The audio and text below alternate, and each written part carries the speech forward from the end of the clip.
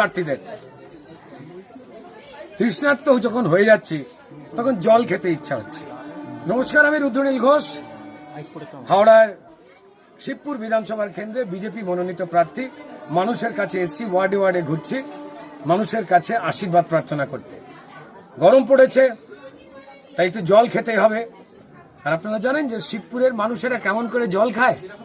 এই যে আমার জল তেষ্টা পেয়েছে, কিভাবে খায় এই দেখো, এই সেই কল, আমরা টিপবো, এইভাবে জল পড়বে, তারপর ঘাম এখান দিয়ে গড়ি পড়বে, তারপর সেই ঘাম চেটে আমরা খাবো।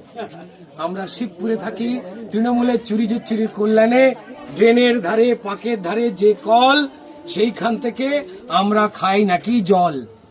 এই পরিবেশ থেকে তো বেরোতে হবে, তাই না?